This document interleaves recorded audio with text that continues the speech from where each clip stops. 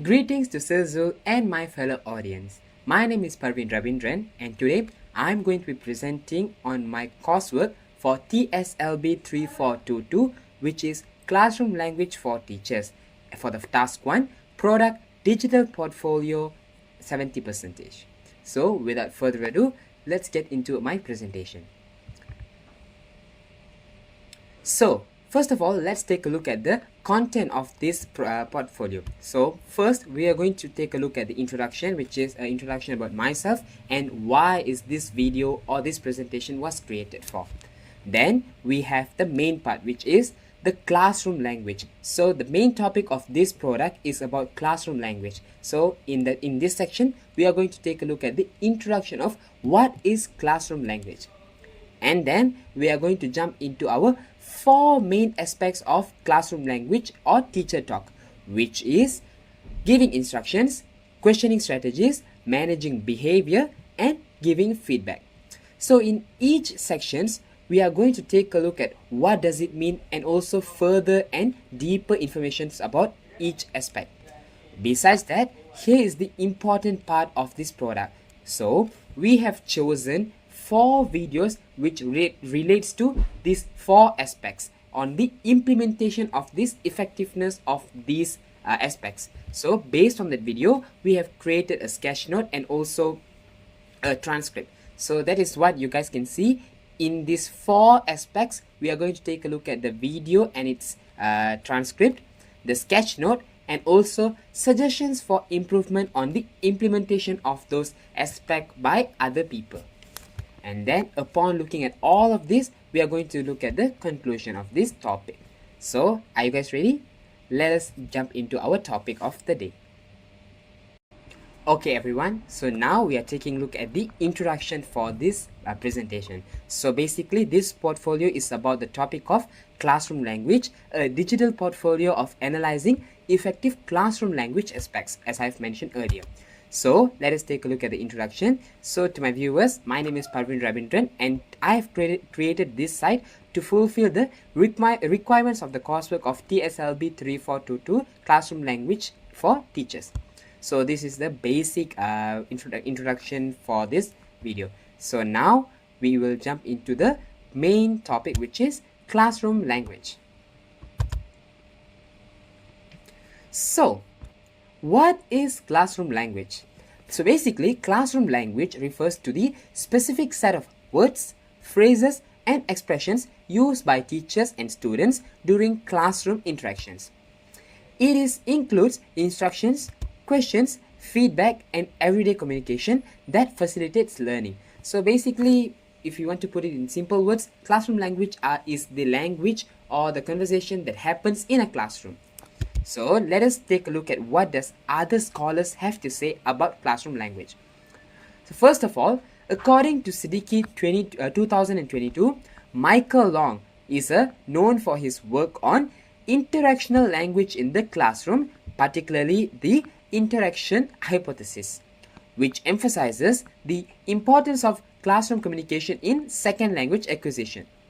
He suggests that meaningful interaction and the use of specific classroom language helps students develop language skills through real-time feedback and negotiation of meaning.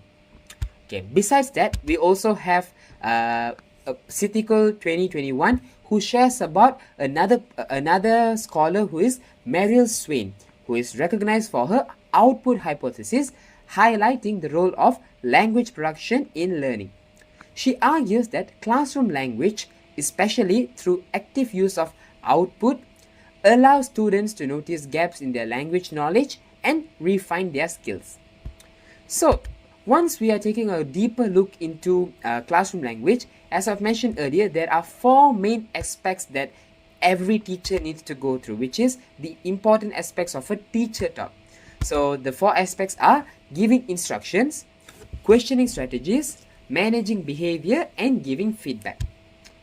So, why is classroom language important, as you may wonder? So, classroom language is essential for teachers as it helps create a structured learning environment, facilitates communication, and provides clear instructions. It ensures students understand tasks, expectations, and academic content, while also supporting language development, particularly in second language setting, which is in our case is English, enhancing overall student engagement and learning outcomes. So guys, this is the main briefing about what is classroom language. Okay audience, so now we are going to take a look at the first aspect of teacher talk, which is giving instructions. So basically giving instructions is a vital aspect in classroom language that ensures smooth and effective learning. So clear instructions help students understand their roles, tasks and expectations, promoting active engagement in activities. Especially when it comes to second language classroom, providing instructions become even more crucial as students may struggle with comprehension. So we can look at below here, we can look at important elements in giving instructions, and some of them include task explanation, which need to be clear, and the use of mother tongue, which is necessary when students are not able to understand the second language.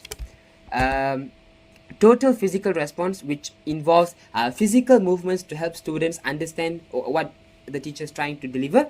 And finally, common instructions like simple commands for students to easily understand what we are trying to say. For example, like sit down, be quiet, and more. Okay, so now let's take a look at the important segment of this presentation, which is the sketch note.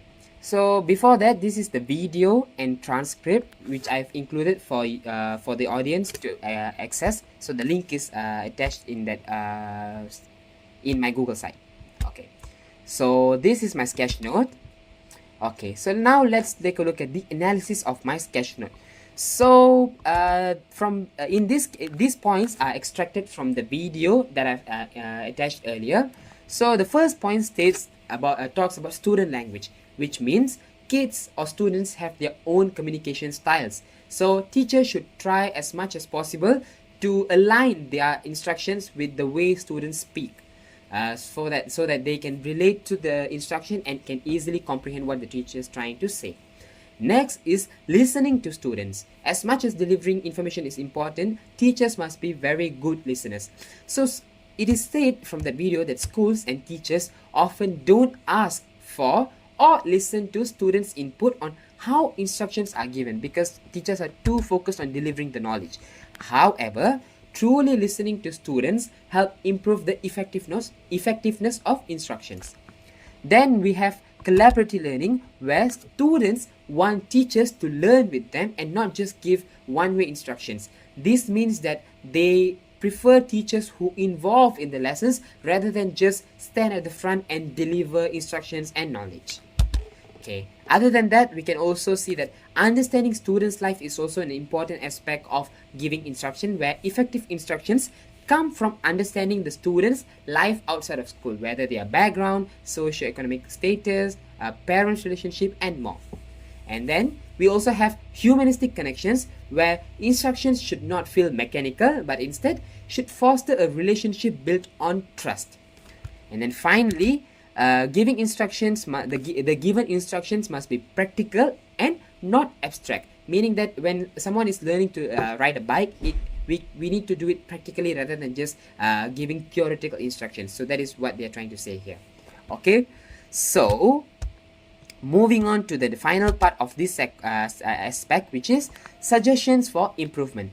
So these suggestions are my own suggestions based on the implementation of the points that I've extracted from the video earlier.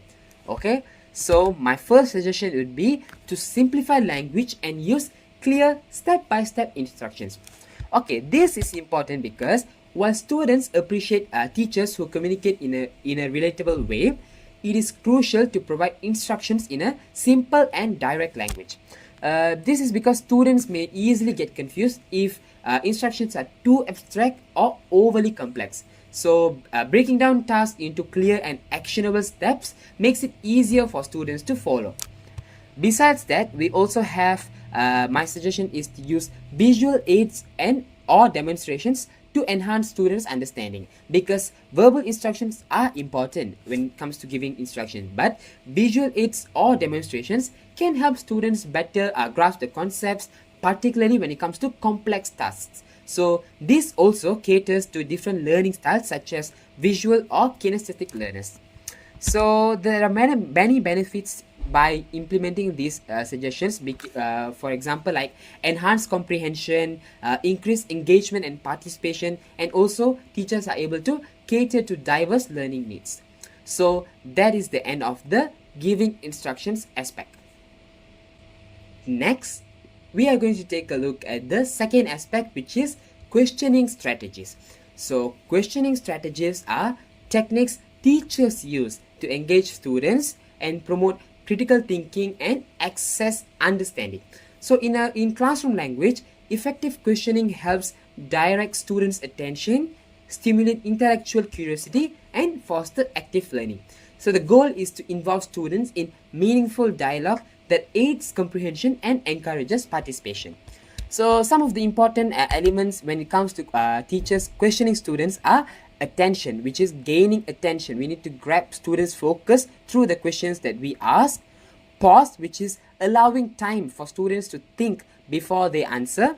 And then voice, which is the tone, pitch, and emphasis can impact how a question is perceived. And finally, the content. So the question must be relatable, must be clear and appropriate to students' level, focusing on the objectives.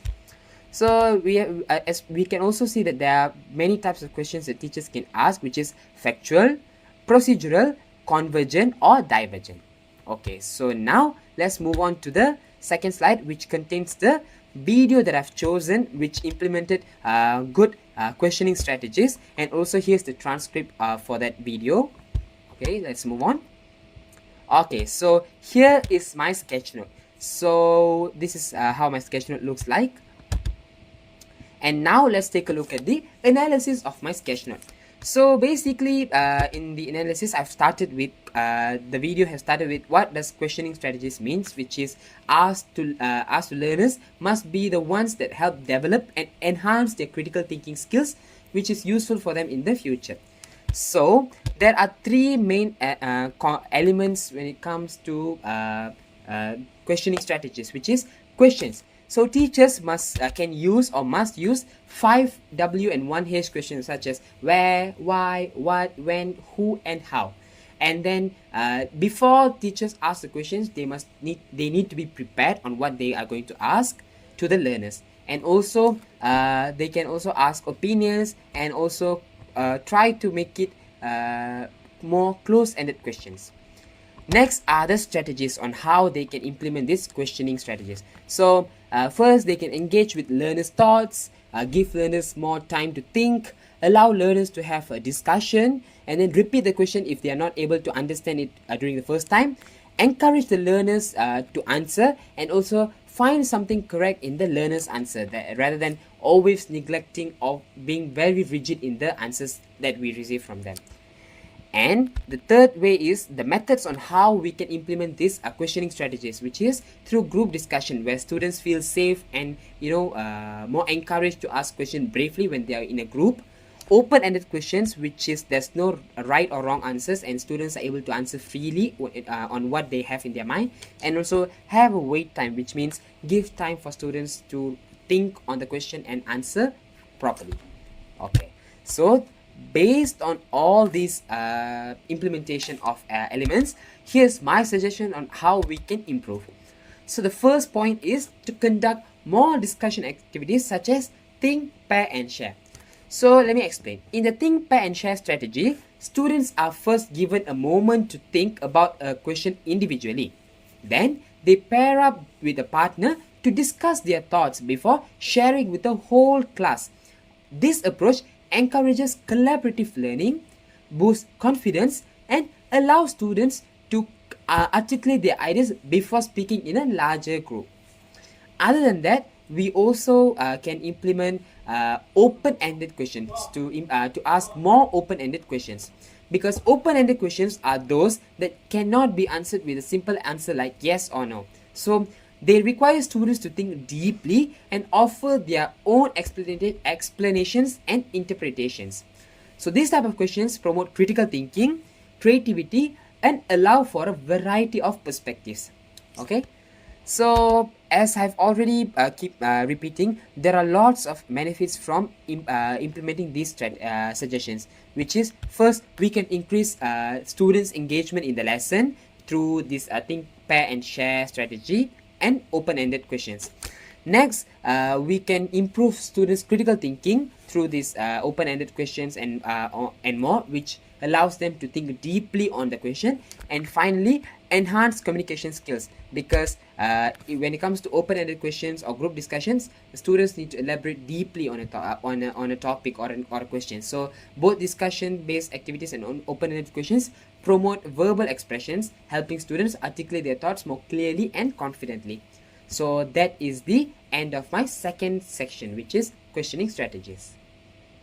Alright, so now we are taking a look at the third aspect of teacher talk, which is managing behavior. So managing behavior refers to the teacher's strategies to create a productive and respectful classroom environment. So this involves using clear communication, expectations, and rules to guide students' actions, ensuring a positive learning space. So basically, effective management of classroom and behaviors of students prevents disruptions, promotes engagement, and fosters mutual respect. So here are some important elements when it comes to managing behavior. So teachers can establish classroom routines which would help students understand the teacher's expectations and reduce uncertainty. Next is reinforcing a positive attitude, which is praise and recognition of good behavior motivate students to maintain these actions. And finally, curbing negative behavior, which is addressing misbehavior early through calm correction and consistent consequences, which helps to prevent disruptions. Alright, so now let's move on to the second slide, which is the video on the implementation of a very good and effective way of managing students' behavior. So here's the video, and also beside I've included the transcript of that video. Okay, now let's move on to my sketch note. So this is how my sketch note looks like. And now we are going to take a look at the analysis on what I've included in my sketch note, which is the points that I've extracted from that video. Okay, so through that video, I was able to identify these three elements, which is first, positive reinforcement. So basically, the teacher uses positive reinforcement by praising her students when they answer correctly. So this encourages the students to develop good behaviors. Next, the teacher was also incorporating engaging activities like singing and group activities as part of a lesson. So by doing this, it makes the class more fun and keeps the students engaged, which prevents disruptive behaviors because students are very engaged in that fun lesson. And finally, explaining clear rules and expectations to the students. So the teacher reviews and explains the classroom rules at the beginning of the lesson. So this helps in managing students' behavior throughout the lesson, as they know what is expected of the teacher from the beginning itself. Okay, so these are the some of the effective elements that the teacher have implemented in that video. So now let's move on. So based on those points, here are some of my suggestions for improvement. So first of all, to implement good managing behavior strategy, the teacher can incorporate individual behavior plans for struggling students. So some students may require tailored behavior plans to address their specific needs. So by creating individualized strategies, teachers can provide more focused interventions which addresses the root causes of misbehavior and offers positive reinforcement suited to the students' needs. Besides that, the teacher can, or as a teacher, she or he can also introduce peer accountability systems. So this is where teachers encourage students to work together and hold each other accountable for their behavior, which fosters a sense of community and responsibility. This approach promotes collaboration and allows students to support one another in maintaining classroom expectations, because as we all know, students are more easily obeying or following their peers' behaviors. So here are some of the benefits of implementing these strategies. First of all, we are able to get personalized. The students are able to receive personalized behavior support, where individual behavior plans allow teachers to address specific behavioral issues, helping struggling students improve with targeted strategies. Next is improve classroom cohesion, where peer accountability fosters teamwork and collective responsibility, helping to create a stronger and more supportive classroom environment. And finally, we are able to increase the positive behavior in the student, where both strategies emphasize positive reinforcement, making it more likely that students will engage in and sustain good behavior over time. So that is my suggestions for managing behavior. Alright audience, now we are taking a look at the final aspect of a teacher talk, which is giving feedback.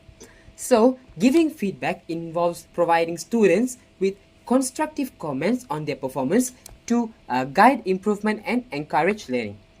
So effective feedback helps students to understand their strengths and areas for growth, fostering self-awareness and motivation. So when it comes to the content of a classroom language, feedback should be clear, timely and supportive to ensure that students remain engaged and confident in their learning process. So here are some of the important elements that teachers need to take into consideration when they are giving feedback. So first of all, the feedback must be specific and clearly address what the students did well or needs to improve. Next, it should be timeless, where it must be immediately given right after a task is done.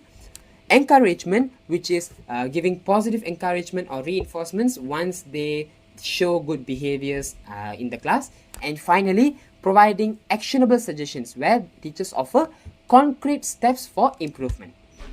Alright, now let's move on to the second slide, which contains the video that I've chosen, which employs good feedback giving strategies, and also here's the transcript of the video. Okay, now let's move on. Okay, on the next slide we have my sketch note that I've made by analyzing the video earlier. So now let's take a look at the deeper analysis of my sketch note. So in my sketch note, here are some of the points that I was able to extract from that video. First of all, I was able to see clarity and precision. So the teacher provides specific feedback that clearly addresses the mistake or misunderstanding faced by the students.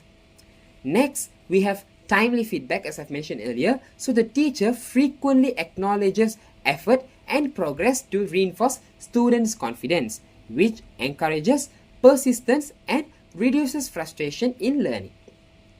The third point which I was able to identify is interactive feedback, where the teacher provides feedback immediately after students make a mistake or need clarifications, which helps prevent the reinforcement of incorrect ideas. And finally, encouragement and positive feedback.